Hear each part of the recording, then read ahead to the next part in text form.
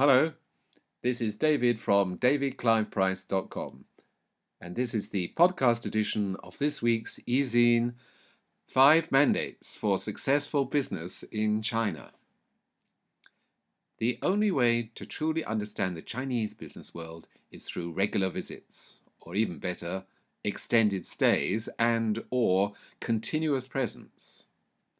China is not a market, or more correctly, many markets, that will reward a lazy approach to business. Video conferencing a partner or visiting a trade fair won't cut it. You need to allocate time and money to get a grip of the market's specific dynamics and culture. Only then can you understand the way that business in China is done, both in the country as a whole and in your specific market. Mandate 1. Building for the long term.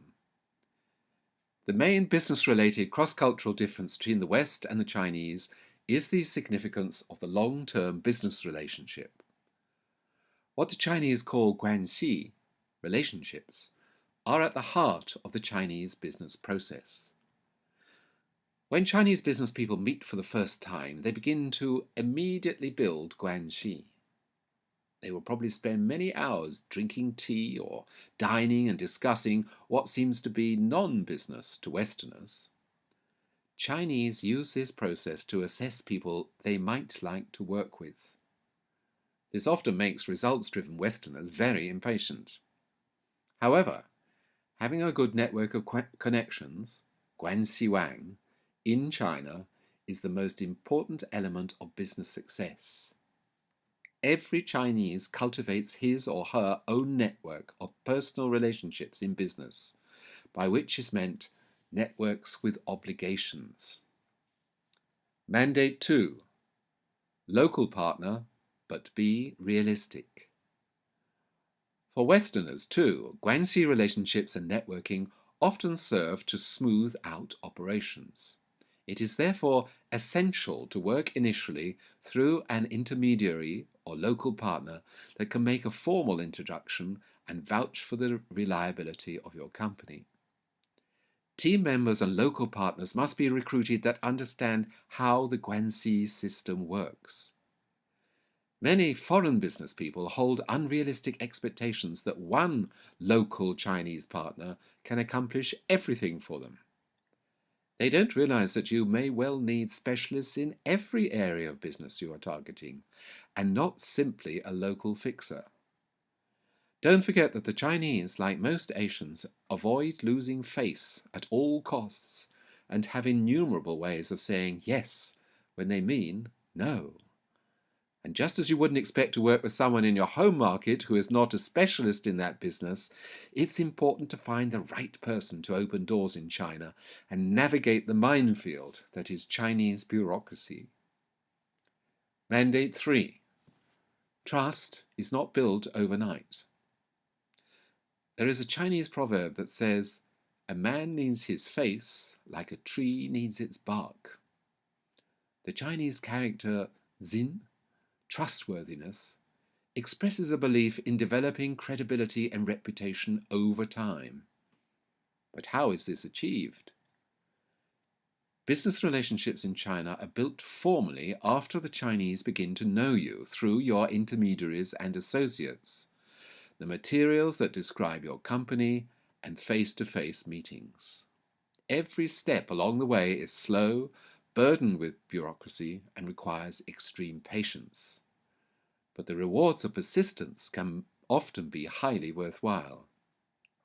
At no stage in the process should it be forgotten that the correct approach is official and formal.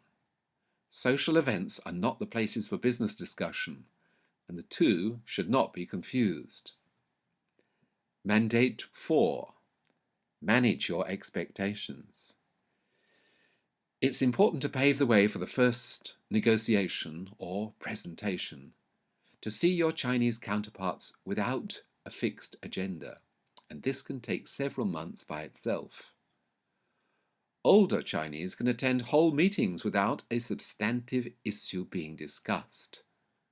Trust has to develop before any bargaining begins. And when negotiations finally occur, the Chinese do not necessarily pursue a win-win line, but rather one of fair play for those that have dealings with them. They are particularly attracted to value-enhancing investors, such as those with expertise in accounting, marketing and technical systems, and know-how. Ultimately, they tend to look for good, long-term relationships. So once you reach the negotiation or presentation stage, be patient and listen. Mandate 5. The value of the total deal. Bring along your own interpreter if legal or technical issues are to be discussed. Do not rely entirely on the interpreter for the Chinese side. Present written material in both English and Chinese, using simplified Chinese characters. And be very careful that translations are accurate. If advised by your partner, send presentations in advance. A Western approach to negotiation is generally based on logical, sequential steps. For most Chinese, however, negotiation consists of a series of isolated subjects that are finally all connected together based on the value of the total deal. This approach requires persistence and can be a powerful means for Chinese negotiators to secure the point they are seeking, or at least a compromise at the very last moment. Don't be surprised that the final contract is not final, but a declaration of intent and goodwill, a platform for further open-ended discussion. The Chinese market requires tolerance of risk, a readiness to embrace lessons that arise from failure, and extreme persistence. But the end results are worth it. I'd love to hear from you if you have tips or comments about doing business in China or in other parts of Asia. You can leave them at my blog, www.davidcliveprice.com/blog. And of course, please subscribe if you want more on-the-ground intel like this. Just add yourself to the subscription box on www.davidcliveprice.com, and you can also subscribe to this podcast on iTunes.